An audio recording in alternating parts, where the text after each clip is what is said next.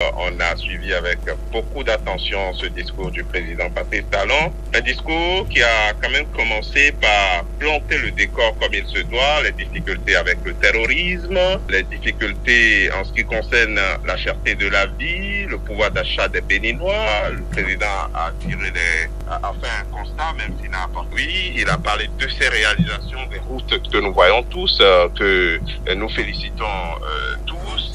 Et puis, arrivé à la conclusion que moi, je pensais belle, j'ai été, atteint en plein cœur par les déclarations finales du chef de l'État. Je me suis dit, le Bénin va encore avoir des problèmes. C'est triste, il faut s'en désoler, il faut ne pas y penser, espérer le meilleur pour le pays, mais avec cette déclaration va-t-en-guerre, il faut être clair du chef de l'État, les choses ne s'annoncent pas bien parce que nous sommes en 2025, à la veille d'une année, nous sommes en 2025, c'est dans quelques jours, 2025 déjà. Bien sûr. D'une année électorale, nous aurons les élections municipales, législatives et puis une présidentielle. Vous savez, ce sont des moments d'anxiété, de tension dans un pays.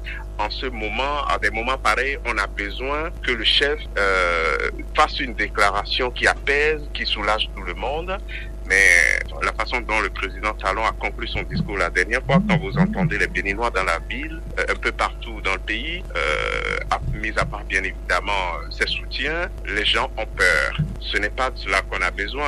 Tous, nous avons vu que les opposants ont commencé à se mobiliser. Il y a eu un cadre de concertation qui a été mis en place pour tenter d'influencer la décision du chef de l'État. De décrisper l'atmosphère. De décrisper l'atmosphère, l'amener, toutefois non, pas forcément de décrisper l'atmosphère, mais d'exiger que le jeu électoral soit transparent et clair en 2026, notamment le point d'achoppement qui constitue ce cours électoral, que ce point soit revu, qu'on s'asseye, qu'on en discute. Mais avec la déclaration du chef de l'État, c'est une menace claire pour vous tenir à carreau, sinon vous allez voir. C'est ce qu'on peut conclure quand on suit la dernière étape du discours du chef de l'État, que moi j'ai suivi avec beaucoup d'attention, qu'il avait quand même bien commencé à faire, même si il a fait le constat, il a, comment dit-on, tiré des conclusions sans apporter aucune solution. Notamment à la cherté de la vie, au pouvoir d'achat des Béninois. Il a quand même listé certaines réalisations dont nous profitons tous, mais terminer son discours comme il l'a fait la fois dernière, c'est qu'il a complètement... moi, quand même, en tant que Béninois, je ne suis pas du tout rassuré.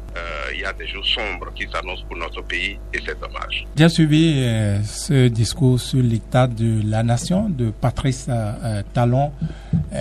Comme Rudolph, moi, j'irai à la fin parce que l'événement se trouve à la fin. La matière se trouve à la fin, du discours. Du discours. Et c'est vrai, c'est des propos graves, assez graves et malheureux pour le chef de l'État. Malheureux parce que du chef de l'État, quand bien même il aurait été le maître d'orchestre de tout au niveau du pouvoir, c'est-à-dire de la mouvance, il serait le tisserand de tout. Ne serait-ce que par rapport à son titre, la posture aurait été tout autre. La posture aurait été tout autre, mais il a laissé son naturel exploser.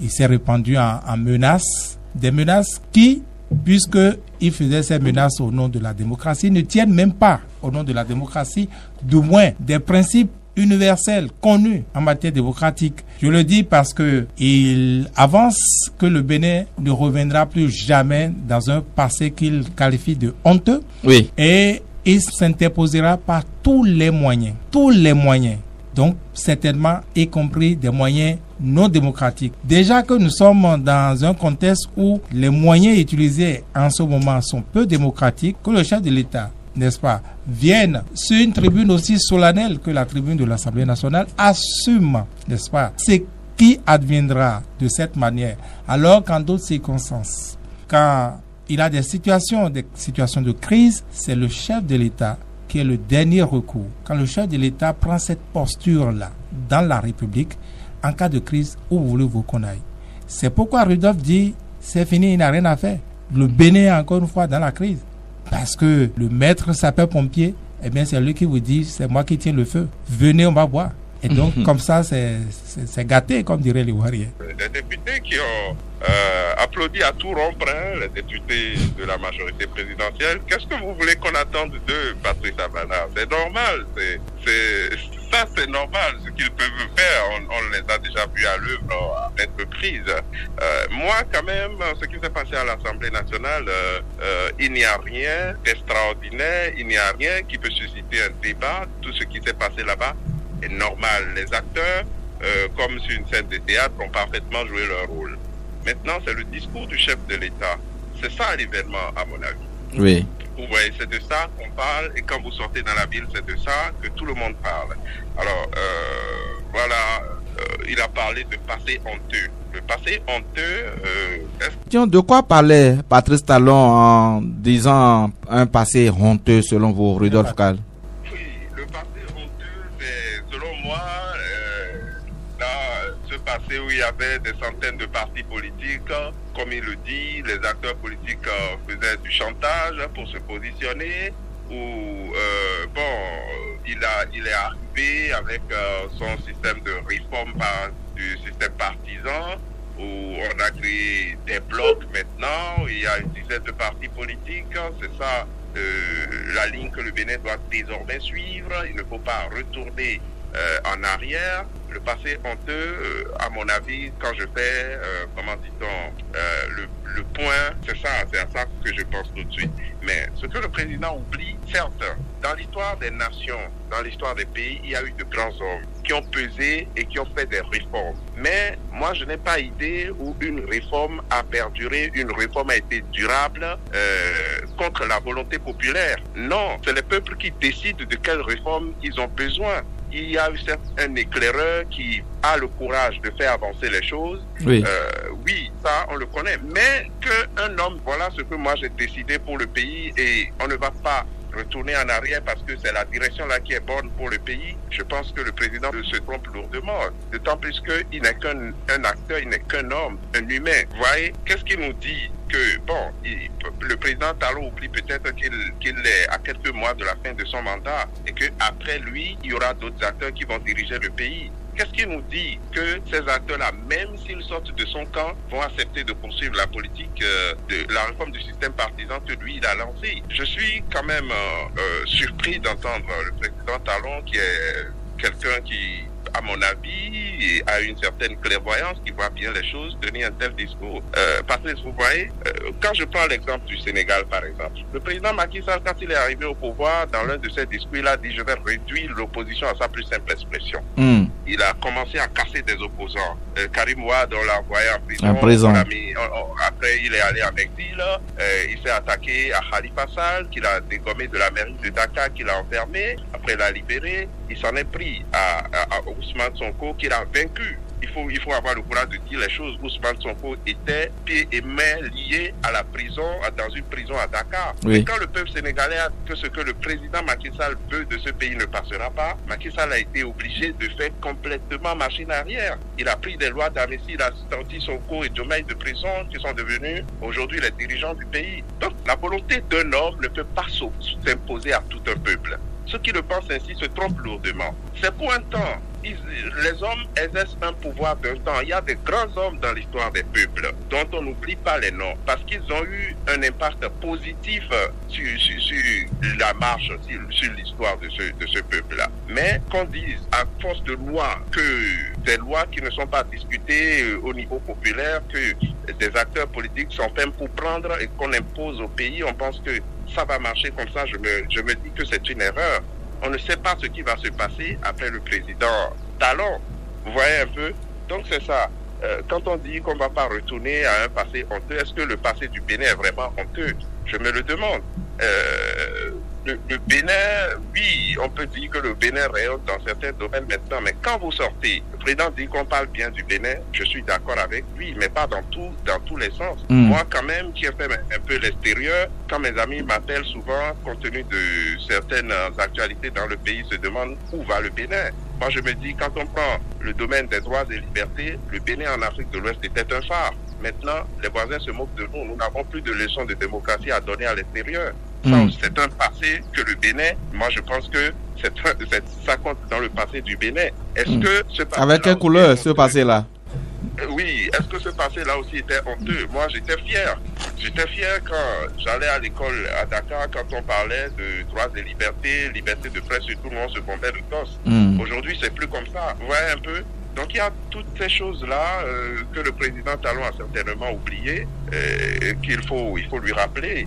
Et surtout qu'il mette la balle à terre. Nous avons besoin de ça. Il y a une insulte pour ceux qui sont en face de lui, qui applaudissent. Et le pire, et pitié pour eux, ils ne savent même pas que c'est d'eux qu'ils parlent, quoi. Les incompétents dont il avait parlé en temps, là. C'est eux qui ont pris siège en face de lui et qui applaudissent ces insultes. Quand les acteurs de ce passé dont il parle, qu'il qualifie de honteux, ce sont eux. C'est les Gbadamassi, c'est les Prudencio, c'est tout ce monde-là qui applaudissait fort, là. La classe politique. C'est eux. Non, pas la classe politique en général. C'est les acteurs de... Parce qu'il parlait des 10 ans de Boni-Yaï. Il ne faut pas aller chercher trop loin. Il parlait des 10 ans de Boni-Yaï. Mais il est resté trop vague, hein, avec... Peut-être un peu au-delà. On peut même aller jusqu'à l'indépendance du Bénin depuis 1960. Je ne crois pas. C'est pas. En tout cas, Patrice Talon, vous l'avez écouté, dans son discours, c'est que le Bénin renaît. Le Bénin a commencé... C'est l'homme qu'il fallait pour... Depuis 2016. C'est vrai que sur certains aspects, c'est vrai, les indicateurs sont justes. Il n'a rien à dire, d'accord? Mais cela dit, qu'est-ce que c'est que ces performances entre griffes à côté des Béninois, quand lui-même l'a déjà préalablement établi avec nous, le constat que les Béninois ne mangent pas à leur faim. Le constat qu'il n'a pas trouvé encore de remède au quotidien des Béninois. Voyez-vous? Vous avez des cas au quotidien. Même ce week-end encore, on en a qu'on venait de parler de Joël Yetonji, notre confrère. Mais ça m'a permis d'être à l'hôpital et de voir ce qui se passe, de voir les gens dans la lamentation. Et certains sont abonnés et décèdent d'un instant à l'autre parce qu'il n'a rien à faire. On en compte à la seconde près. Mais parce que les produits sont prescrits, les gens n'ont pas de l'argent pour acheter. On en vient. La pharmacie nationale vient. On se remet à la prière. Mais la prière ne fait pas tout. Voyez-vous? Donc c'est ça le Bénin d'aujourd'hui. Et ça, c'est juste, disons, un aspect, une caricature. Donc, face à ces lamentations-là, eh bien, qu'est-ce que ça représente, ces performances saluées par Bretton Woods, saluées par je ne sais quelle institution de tourisme, ceci, cela. Quand c'est bon surtout, hein. Qu'est-ce que c'est que ces espoirs-là que le Bénin, ça va produire désormais de fruits dans un futur proche pour les gens, lorsqu'ils ne sont même pas sûrs de voir ce futur-là. Alors qu'on aurait pu faire les choses autrement, tout de même. Voyez-vous? Donc c'est en cela que, malgré toute cette énergie-là, ce qu'il fait n'est pas perspective. Et il en est conscient. Et donc, il devait pouvoir, de mon point de vue, avoir le triomphe modeste, n'est-ce pas? Mais, oui, il devait pouvoir se le dire. Malheureusement, il n'en est pas tout à fait confiant, du moins il ne l'affiche pas. C'est bien qu'on a l'impression qu'il travaille pour ces institutions-là à l'extérieur. Oui. Les Béninois ne comptent pas. Les Béninois ne comptent pas. Tant que telle performance est saluée de telle structure, de telle institution, ça va. Lui, il dirige bien. Mais il dirige d'abord le Bénin. Il gère le Bénin pour les Béninois. Voyez-vous? Et donc, les artisans, disais-je, donc, de ce passé honteux-là. Vous savez pourquoi ils applaudissent? Dites-nous. Ils n'applaudissent pas seulement la performance. Quand le chef, qui, l'instant d'un discours, prend l'étoffe d'un chef de guerre, dit, bon, ne vous hasardez pas à venir dire que ça va s'arrêter. Hein. Ne vous hasardez pas à venir me dire que ça va s'arrêter. Parce que les Béninois ont beau vous aimer, les Béninois, nous avons beau, malgré nos actes, être impopulaires, si jamais le Bénin devait être remis dans vos mains, moi, envers contre tout, je dirais non. Donc ça, quand on tient ce discours, ceux qui sont en face là, ils se disent que au gamin tombe pour B. La vie continue. Avec ou sans les élections, on sera à notre place. Bon, il aura toujours élection, mais élection comme vous connaissez. C'est ça, justement. Donc, la vie continue. Donc voilà pourquoi, malgré la honte qui leur est imputée, ils applaudissent. Et pourquoi ils applaudiront, voyez-vous? Donc, la honte y est, mais la honte continue encore. Parce que c'est honteux de se comporter de cette manière, de supporter ça, de vivre de ça, de tirer ses prébendes de ça, justement. Et donc, pour moi, clairement, c'est une réponse au débat en cours aujourd'hui au Bénin, à savoir le débat sur la révision du code électoral. On va y revenir tout à l'heure avec Info Matin. Sur l'audit du fichier électoral. C'est de ça qu'il s'agit.